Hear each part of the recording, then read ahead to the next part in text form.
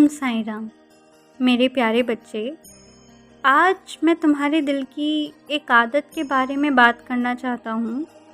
मैं देखता हूँ जब तुम दुखी होते हो तो सबसे पहले किसी इंसान को ढूंढते हो, किसी दोस्त को, किसी रिश्तेदार को, किसी अपने को, ताकि तुम अपना दर्द उसे बता सको। लेकिन बेटा, क्या कभी तुमने सोचा है जिसे तुम अपना दर्द सुना रहे हो वो खुद अपने दर्द से लड़ रहा हो सकता है। आज मैं तुमसे एक बात कहना चाहता हूँ।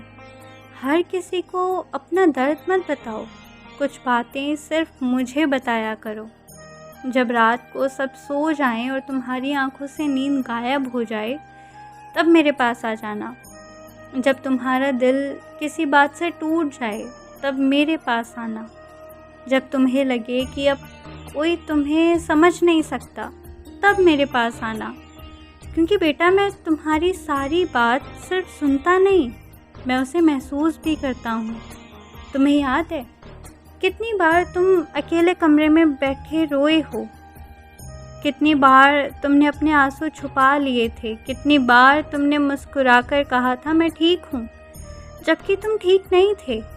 तुम्हारे वो आंसू जो किसी ने नहीं देखे, मैंने देखे थे। तुम्हारी वो प्रार्थनाएं जो तुमने सिर्फ मन में की थी, वो मैंने सुनी थी। बेटा, तुम्हारी सबसे बड़ी गलती ये है कि तुम इंसानों से उम्मीद ज़्यादा रखते हो और मुझ पर भरोसा कम करते हो। जब कोई तुम्हारी उम्मीद तोड़ देता है तो तुम टूट जाते हो। जब कोई तुम्हें छोड़कर चला जाता है तो तुम बिखर जाते हो।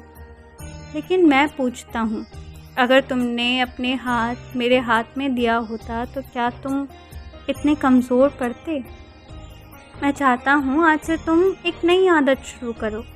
जब भी दिल भारी हो, मोबाइल उठाकर किसी को मैसेज करने से पहले मुझे याद करना। जब भी कोई बात तुम्हें परेशान करे, सबसे पहले मुझे बताना। तुम कहोगे बाबा सुनेंगे कैसे? बेटा, दिल से निकली आवाज़ को सुनने के लिए कानों की ज़रूरत नहीं होती।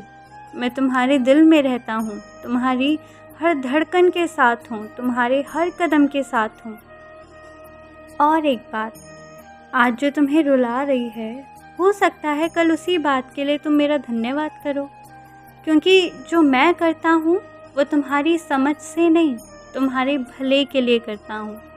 इसलिए आज से अपने आंसुओं को कमज़ोरी मत समझना। कभी कभी आंसू भी प्रार्थना बन जाते हैं। जब तुम रोते हुए मेरा नाम लेते हो तो तुम्हारी आवाज़ धीरे मेरे हृदय तक पहुंचती है।